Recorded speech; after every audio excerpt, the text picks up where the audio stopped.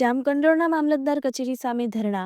જામકંડોરણાના ઇન્દિરાનગર વિસ્તારમાં 2 દિવસ પહેલા 7 વર્ષના કૂતરાના હુમલાનો ભોગ બનનાર માસૂમ સ્વર્ગસ્થ રવિનાથ સ્વજનોએ જામકંડોરણા મામલતદાર કચેરીએ ધરણા પર બેઠા. જામકંડોરણાના રાજકીય આગેવાનો કે અધિકારીઓએ આ માસૂમ બાળકના સ્વજનો દિલાસો પણ આપ્યો નથી. જામકંડોરણાના ઇન્દિરાનગર વિસ્તારમાં 2 દિવસ પહેલા 7 વર્ષના રવિ નામના માસૂમ બાળકને શ્વાને હુમલો કરતા મૃત્યુ પામેલ, જેને પગલે સમગ્ર જામકંડોરણા ગામમાં અરેરાટી વ્યાપી ગઈ હતી. જેના પગલે જામકંડોરણાના ઇન્દિરાનગર વિસ્તારમાં રહેતા મૃતકના પરિવારો સાથે આ વિસ્તારના લોકોએ આજ જામકંડોરણા મામલતદાર કચેરીએ આવેદનપત્ર આપીને મૃત પશુઓની ખાલ ઉતારવાની કામગીરી તથા મૃત પરિવારને સહાયની માંગ કરવામાં આવી છે.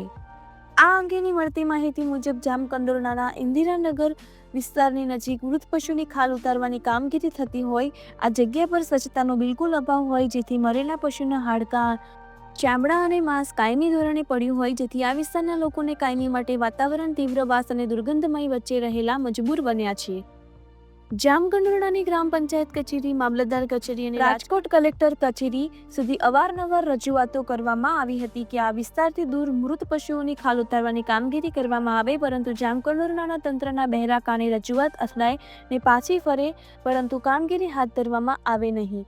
આ વિષય પર તંત્રની કામગીરી શૂન્ય હતી. મરેલા પશુના હાડકા, ચામડા, માંસથી અહીંના કૂતરા પણ માંસાહારી બની ગયા હતા. ખૂંખાર ભરૂ સમાન બનેલા કૂતરાઓ અવારનવાર ત્યાં પસાર થતા રાહદારીઓ, વાહન ચાલકોની પાછળ કરડવા દોડી જતા આ કૂતરાના કાયમી ત્રાસને કારણે લોકો ભયના અવથરે રહ્યા છે. આ શ્વાનની ખસીકરણ કરવામાં આવે તેવી આગાશી માંગ રજૂઆત કરવામાં આવી હતી. રિપોર્ટર ફિરોજ ચુનેજા, ધોરાજી. ભરતભાઈ, હસરતભાઈ કોયાણી. શું હતું ઘટનામાં?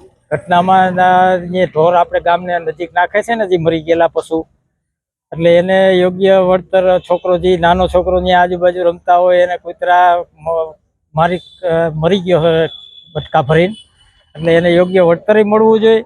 અને બીજે ગમે ત્યાં વ્યવસ્થા સરકાર બીજે ઢોર મરી ગયા અને બીજે કઈ વ્યવસ્થા કરવી જોઈએ ગામથી દૂર, એવી અમારી નમ્ર અપીલ છે. અને છોકરાને યોગ્ય પૈસાનું વળતર સરકાર આપે એવી અમારી નમ્ર અપીલ છે. જયાબેન રાઠોડ.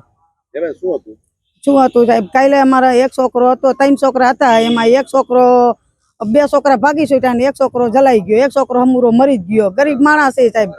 અને કૂતરા વાહે મંડાઈ ગયા બધા. તો એમાં એ કૂતરા મૂકીને છોકરો ન્યા ફેલ થઈ ગયો ખાડામાં. કાંઈ જડ્યું નહીં. અને આ છોકરા ઝીણકો હતો, કાલે મોટાને સૂતી નાખશે સાહેબ. આ કૂતરાનો સહી આમ ગમે ત્યાં નિકાલેશ કરી નાખો, આઘો સેજ નિકાલેશ કરી નાખો, કાંઈથી ઉપાડી લ્યો અને કાં અમને ગમે ત્યાં અમને ઓલી વ્યવસ્થા કરી દો અમારી ગમે ત્યાં. હવે અમારે ગંદકીમાં રહેવાતું નથી. અમે કેટલો અમારા પાસે રૂપિયા હોય નહીં, અમે સાહેબ હાજર ક્યાંથી થાય? હવે ગંદકીમાં રહેવાતું ખાય એવું બધું અમે ઓકી જાય છીએ. અમે ગરીબ માણસ, અમે 500 રૂપિયાની 200 રૂપિયાની મજૂરી કરે, અમે 100 રૂપિયા દવાના આવીએ જાય, 100 રૂપિયા અમારા ઘરમાં વધે. અમે શું કરી સાહેબ? અમે ગરીબ માણસ. તમારા મોટા માણસનો ન્યાય થાય, અમારા નાના માણસનો ન્યાય ન થાય? અમારે નાના માણસનો ન્યાય તો કરવો પડે ને તમારે સાહેબ. હવે અમે નાના માણસ, અમારા દવાખાનામાં વયા જાય, અમારે નાના છોકરા લઈને અમે મૂળ મજૂરી વાળા માણસ રહીએ, અમે રેઢા મૂકીને વયા જાય. અમારે ગમે ત્યાં જવું તો કરીને તો અમને આનો ન્યાય આપો. ન્યાય ના આપો ત્યાં સુધી અમે અહીંયા તપસા કરશું. વિક્રમ, આ બાળકને મારી નાખ્યો, કૂતરા સૂથી નાખ્યો હે.